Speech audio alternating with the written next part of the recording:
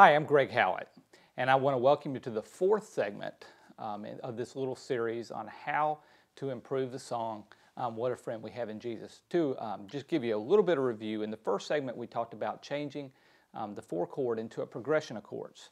This sound, that sound right there. In the second segment, we talked about changing 5-1 progressions into 2-5 progressions. That sound right there. Last segment, we talked about adding color notes.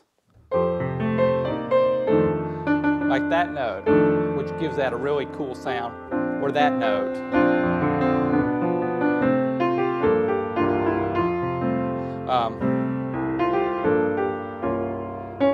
Flat 9, those kind of sounds. Today I want to talk to you about some of the other harmonic things I'm doing in this song. Now, there's a limit to what I can cover in the YouTube 10-minute video. Let me say this, this sounds like a commercial, but on my website there's a lot of free resources that'll give you more thoughts on these kind of concepts, as well as there's a 4-hour course that you should check out called Reharmonization, which talks about this at great length, these things.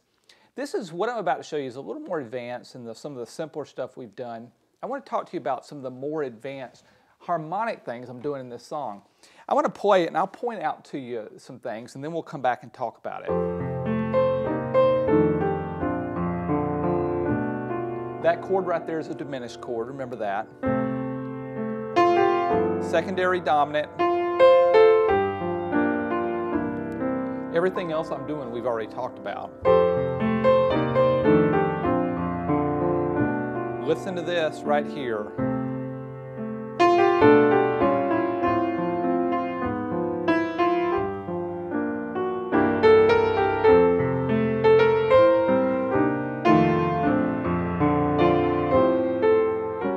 That chord right there.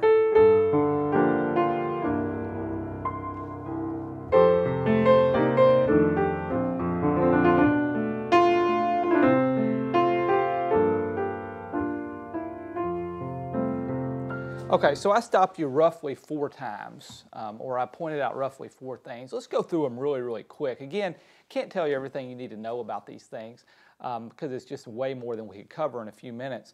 But really what we're talking about here is a subject called functional harmony, which is a study of how chords work with each other.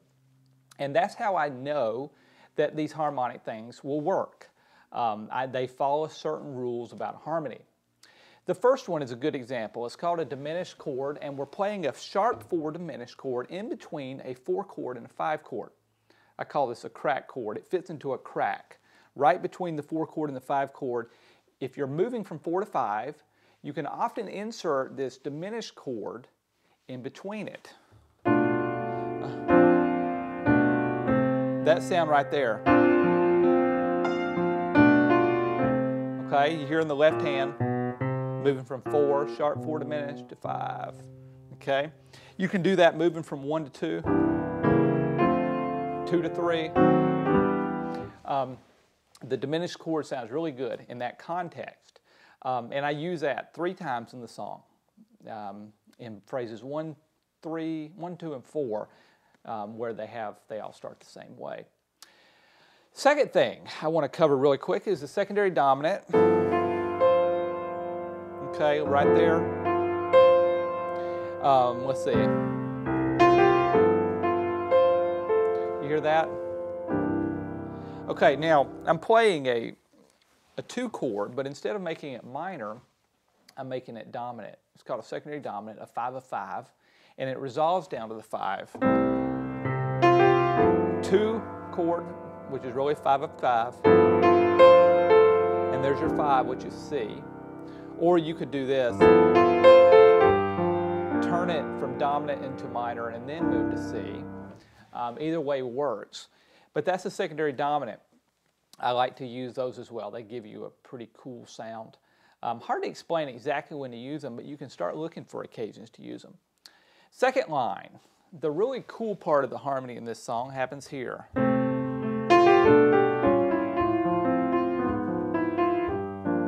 Okay? I really, really like that. As a matter of fact, if you listen to my music, you'll hear me using that exact progression a lot.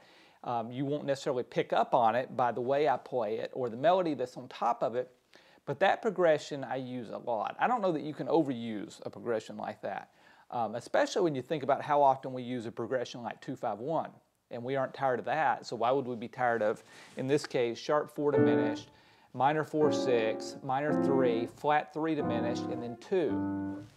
That's the progression that I'm playing there.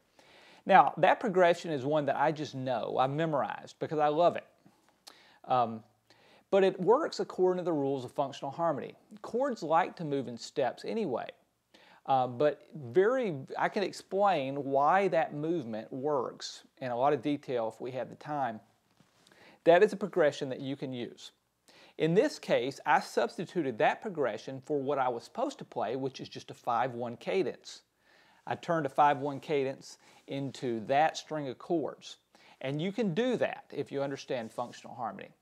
Notice that when it ends on this chord, and it's ready to go to resolve down to the here, which starts the third line on the 2 chord.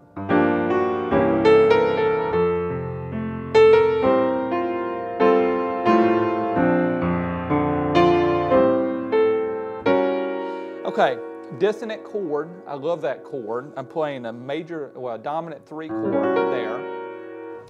And the reason I like it so much is because it works against the melody note so well. The melody note is B flat. I'm playing a B flat on an A7 chord.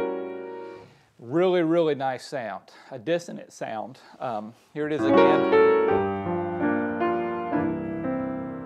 Just something to think about. Very often chords will sound better in some situations than others based on what the melody note is. Keep going.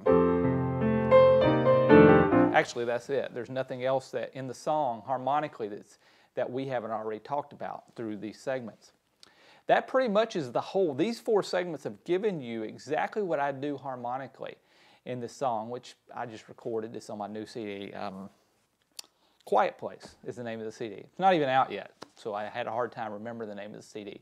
Actually, by the time this hits YouTube, I expect that CD will be just available at greghowlett.com.